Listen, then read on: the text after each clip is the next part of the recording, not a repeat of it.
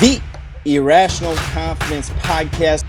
We're talking about the Nebraska Cornhuskers going into the Bloomington, Indiana. The Hoosiers are 6-0.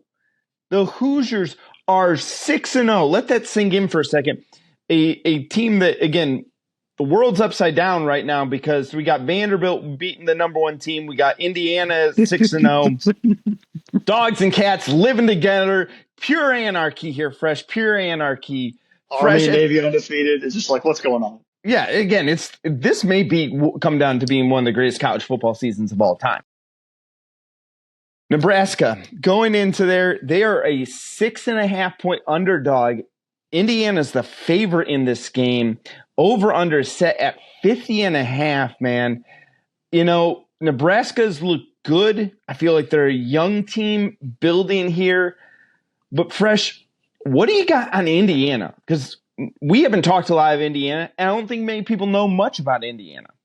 No, I think we've all been kind of looking at it like, oh, the schedule is what it is. This is going to be that first chance to really, is it fool's gold or legit?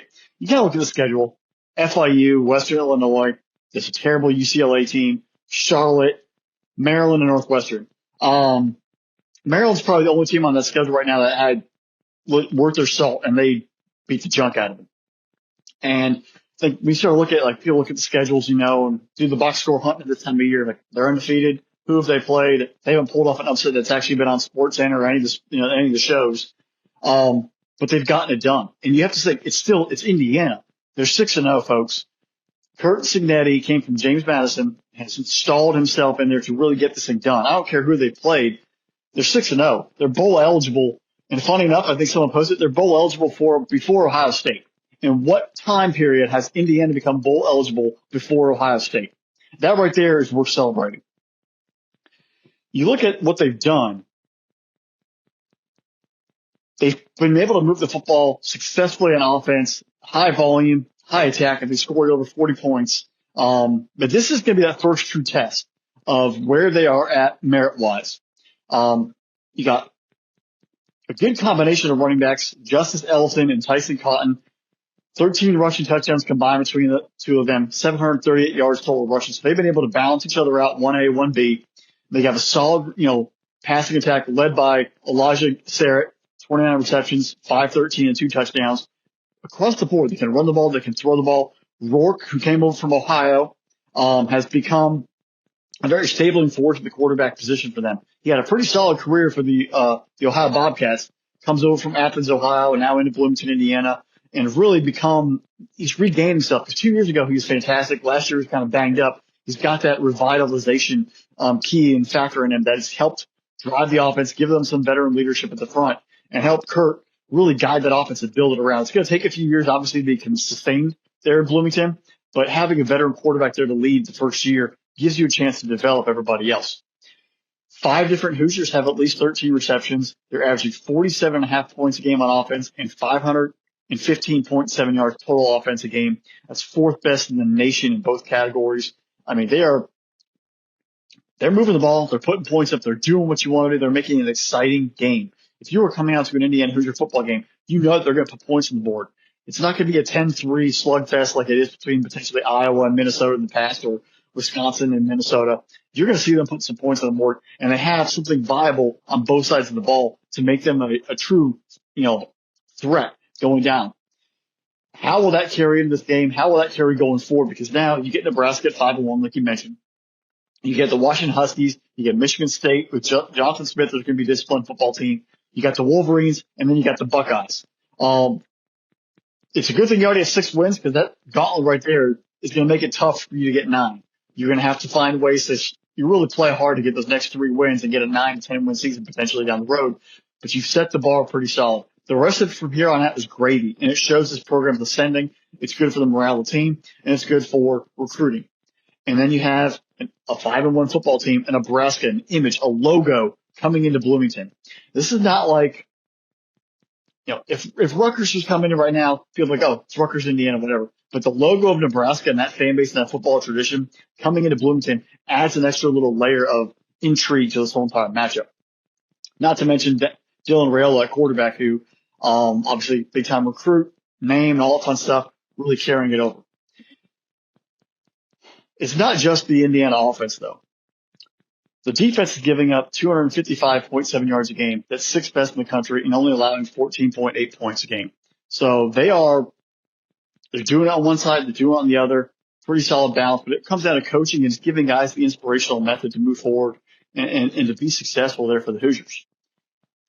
Looking at the other side, Matt Rule, we've been waiting. Usually year 3 is when his programs take off.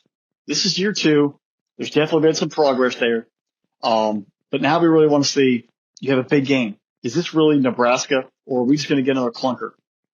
Is it you beat up on bad teams, you get a quality opponent, and you kind of just lay down? Is Nebraska looking ahead to next week when they play Ohio State?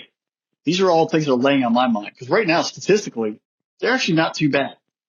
Nebraska's defense, they're allowing 11.3 points a game. That's 7th in the country. They're allowing 272.5 total yards a game. That's 13th in the country. So the Black Shirts have returned. This is the game where they have to show up. They did great at home versus Colorado.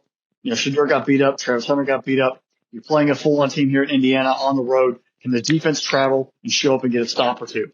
If they can, we're proving this unit is legit and worthy, and they're focused and they're ready to go. If they're getting blown out or they're not showing up in force, you're going to look at, is the team actually ready, or are they looking ahead to Ohio State? And both could be true. So where is his mentality at for Nebraska right now? How does Matt Rule get the guys focused and ready to move forward? You're 5-1. When was the last time Nebraska went to a bowl game? These things are sort of weighing in people's minds. Like, get them back to the bowl game. Get them to becoming a winning football team. Get big wins on the road. Become Nebraska again. That's where these cultures really are going to clash. I think the stink, though, for Nebraska is that loss to Illinois. Illinois is a ranked team. They played well. But being at home on that Friday night, everyone thought that was going to be the next brick for Matt Rule. And they had a clunker there. They lost. How do they redeem themselves with this trip to Bloomington, Indiana? We got 2 very fiery football coaches here, 2 disciplined teams, both playing well on defense. The Nebraska offense hasn't wowed me under Dylan Raiola yet. They haven't been that team's going to put up 30 or 40 points, but they're a run-first football team, putting in positions to make smart passes and not putting it all on his shoulders. But in this game, if they get into a shootout, he's going to have to show up and move the football in the air and show them why he was the top, one of the top quarterback recruits in the country. I want to lean Indiana. I really do. I love the story. It's awesome. But I just think Nebraska is a little more of a physical football team. And we've talked about it multiple times. When you go on the road, the running game travels, the defense travels. Nebraska has some offensive linemen. They're going to own the line of scrimmage. They are going to slow down. They're going to kill the clock. And they're going to win like a 27-24, 27-20 game by running the clock and scoring some touchdowns and being the more physical football team as opposed to being some of the glitz and glamour. If Indiana wins, it's amazing. But I think Nebraska gets that 6th win, goes to 6-1. They do it in a very physical, dominant, old school way. Matt Rule kind of would make him very proud. Tom Osborne would be proud. It'll be that kind of fashion, but it'll be a great football game. It's a noon kick. So Indiana, you better be ready to play early. Cause those noon kickoffs, those early starts get some ranked teams when they're upset alert. Fresh, I dove into this Indiana team, and this may be like the off example of how much Indiana used the transfer portal to bring in these players. Taking players from, you talked about Rourke, the pride of Oakville, Ontario, Canada, suburb outside of Toronto. He had a great year. Bobcats were 10-3 last season. Made a bowl game, beat Georgia Southern in the bowl game. I know they faced some injury problems last year as well. But then you take a look at all the players that came over from James Madison. This is a very interesting thing for me to look at Indiana and doing it the way they have done it. You look at Justice Ellison, like you talked about, and Lawton as well. That rushing attack is kind of tough to deal with, man. You're looking at they're averaging over 5 yards a carry. That means that Indiana's getting some push up front. Indiana, though, it's not just the fact is that this team is able to control the line of scrimmage and move the football up and down the field. They're not settling for field goals. They have 39 touchdowns on the year and only 4 field goals. That means they're finishing off drives. That means when you get into the red zone where the defense, everything tightens up and sidelines get closer and the back of that end zone gets closer, these guys are finishing drives. And that's what makes Indiana truly remarkable in this game. Nebraska, though, on the other hand, again, yeah, you pointed out to that Illinois game, and I want to know, is that Illinois game kind of a sign of a team going through growth, or is it a one-off and just was, hey, we're a young team, we weren't fully prepared for a game, it was a Friday night game, we lost our composure late, because it is a tight game, went to OT in that one as well. You're right. Fresh, that I can't get past the Nebraska defense. That's what our challenge has been to Nebraska and Matt Rule all year is it's not the offensive side of the football for Nebraska. Nebraska's got to come back and have that black shirt defense. They've had that as well. Here's my quandary, though, and I'm going to kind of play both sides of the fence here. I'm picking Indiana to win, but I'm picking Nebraska to beat the spread here.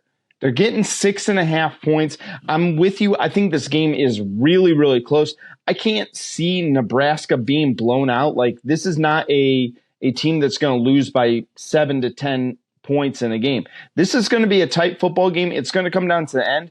I would be willing to take Nebraska in the points. I feel pretty good about that pick there. But I'm going to say Indiana's going to continue this magical run because I just want it to be a fun story. Indiana winning, it becomes a fun story going forward in the year. So let's have some fun with it as well. But yeah, I'm going to take Nebraska cover, but Indiana wins in the end. I mean, if Nebraska wins, it's the magic rough. Nebraska, Ohio State, two brand name blue bloods, each right. with one loss facing off next week. In the horseshoe. That'll have people talking. Right, absolutely.